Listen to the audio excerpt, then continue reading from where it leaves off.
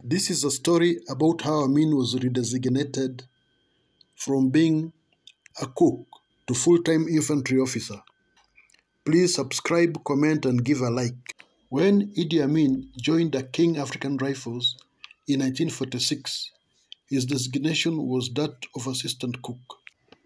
Being a cook meant that he had a big role in cooking for battalion-sized soldiers, numbering about 1,000 men.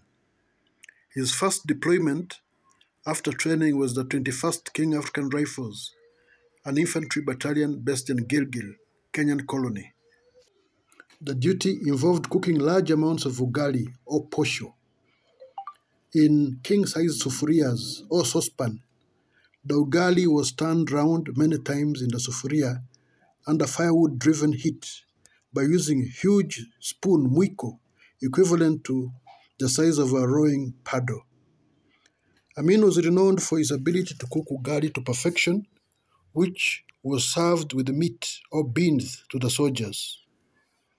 It didn't take long for his seniors to observe that Amin was just more than a cook.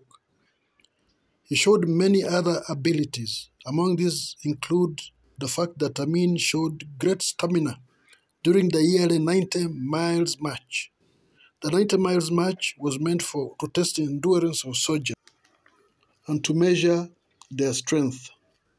It prepared soldiers for military action under different physical locations and conditions.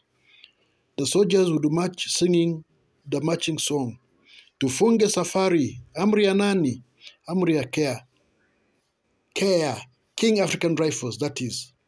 Let us go on with the safari under the order of the King African Rifles. Amin was always tops among senior army officers. He emerged carrying 2 brain guns on one shoulder, and on the other shoulder he was carrying a soldier who was unable to complete the journey. Amin always inspired the soldiers to complete the march. He greatly boosted the morale of the soldiers to excel in army undertakings. Another reason for redeployment was that Amin was passionate about sports. He excelled in boxing, swimming, football, basketball, and rugby. During the Inter-Battalion Sports Festival, Amin earned medals for his battalion. From 1951 to 1961, he was the light heavyweight champion for Uganda. Another aspect that was considered was that Amin was a sharpshooter of marked ability. He won a number of medals for his battalion in shooting competitions. Kupiga shabaha. Amin carried orders of his seniors to the letter. This way of executing orders later saw Amin fighting the shifter menace in northern Kenya, the Mau Mau rebellion in central Kenya. As well, he worked with the provincial administration to get captured Mau Mau to renounce their oath. Amin was also an excellent parade commander. He understood the parade modus operandi and gave effective command. Amin was also a soldier's man. He understood the needs of the common soldier and always worked towards building their career.